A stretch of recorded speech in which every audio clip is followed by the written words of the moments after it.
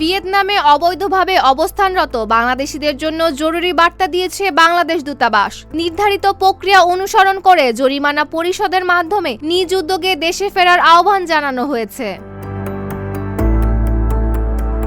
শুক্রবার এক বিশেষ সতর্কীকরণ বিজ্ঞপ্তিতে হ্যানয়ের বাংলাদেশ দূতাবাস জানায়, দেশে ফিরতে আগ্রহীদের নিকটস্থ পুলিশ স্টেশন বা ভিয়েতনামের ইমিগ্রেশন অফিসে সরাসরি রিপোর্ট করতে হবে। ইমিগ্রেশন কর্তৃপক্ষ নির্ধারিত জরিমানার পরিমাণ উল্লেখ করে সরকারি চিঠি দেবে। সেই জরিমানার সরকার নির্ধারিত ব্যাংক হিসাবে জমা দেওয়ার পর ইস্যু করা হবে এক্সিট পাস। এরপর নিজের পাসপোর্ট ব্যবহার করে বাংলাদেশে ফেরা যাবে।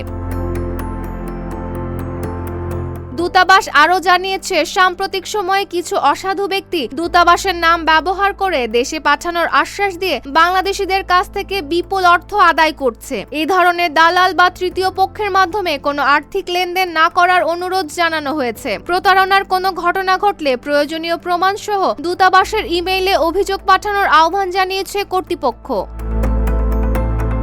Desk report, Dhaka post.